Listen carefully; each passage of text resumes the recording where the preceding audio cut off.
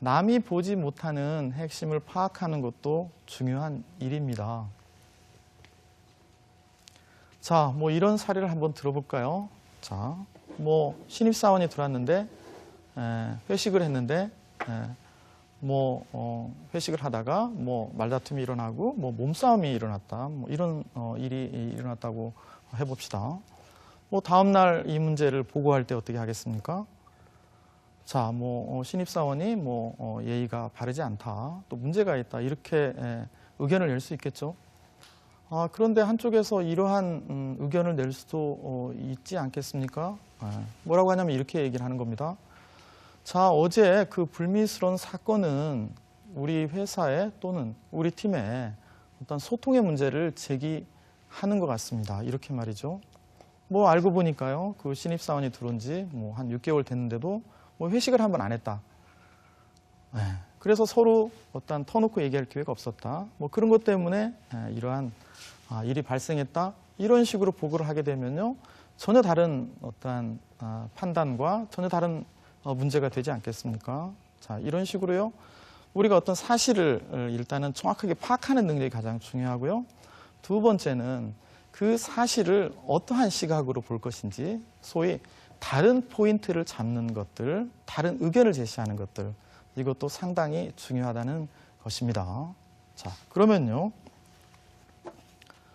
자, 보고서 쓰기요. 자, 본격적으로 한번 진행을 해보겠습니다. 자, 두 번째는요. 남을 배려하는 글을 써야 된다, 이런 얘기입니다. 자, 남을 배려해야 된다. 특히 이 보고서에서는 더 중요한 얘기입니다. 자, 우리는 보통요, 자, 글을 쓸 때 뭐 글쓰기에 대해서 또 글에 대해서 어떻게 생각합니까?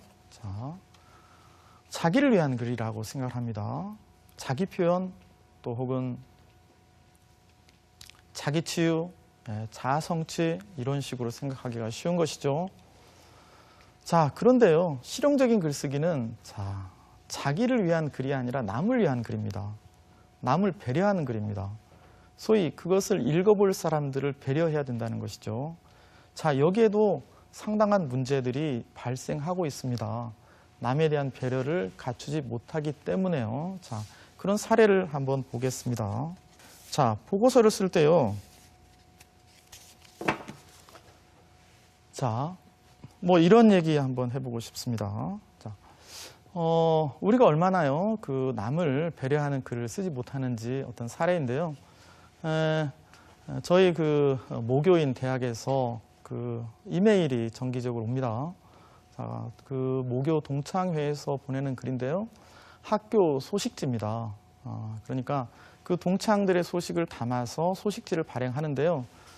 자, 제목이 이렇게 되어 있습니다. 뭐뭐 학교 몇 호 소식지가 발행되었습니다. 이렇게 옵니다. 자, 뭐 한두 번 클릭은 해봤죠. 자, 그런데요, 그 제목만으로는 어떠한 내용이 실렸는지 알 수가 없습니다. 그러다 보니까 거의 클릭을 하지 않게 됩니다. 자, 그런데요, 언젠가 한번 제가 그 메일을 한번 클릭해 봤더니 아주 재밌는 내용이 있었습니다. 제가 다니던 그 대학 근처에 예전에 다방이 있었는데 뭐 이름이 왕자다방이었습니다. 그 다방의 여주인이 굉장히 예뻤습니다. 자, 그런데 그 동창회에서 그 왕자다방 여주인을 찾아내서 그 인터뷰를 한 내용이었습니다. 그 여주인이 이뻤기 때문에 많은 사람들이 기억을 하고 있는데요. 자, 그 얘기를 실어서 굉장히 재미있게 읽었습니다. 자, 그렇다면요, 이메일을 어떻게 보냈어야 했겠습니까? 몇 호 학교 소식지가 발행됐다, 이런 걸로는 알 수가 없는 거지 않습니까? 자, 그래서 저 같으면 이렇게 썼겠습니다. 자, 그때 그 왕자다방 여주인 인터뷰 이렇게 달라졌다, 뭐 이런 식의 어떤 제목을 가지고 메일을 보냈다면 아마 굉장히 많은 사람들이 클릭을 했으리라 봅니다. 자, 이런 사소한 것 하나 자체가 남을 배려하느냐 않느냐의 어떤 차이인 것입니다. 자, 다음은요, 마지막으로요. 자, 보고서 쓰기의 어떤 그 노하우의 그 핵심이라고 할 수 있는 두 갈씩 쓰기에 대해서 알아보겠습니다. 자, 이 두 갈씩 쓰기는요, 자, 너무나 중요한 그 테크닉입니다. 이 두 글씩 쓰기가 왜 중요하냐면요. 상대적으로 많은 직장인들이 두 글씩 쓰기를 하지 못하기 때문입니다. 우리는 그동안 글쓰기를 어떻게 해왔냐면 대개 서술식으로 썼습니다.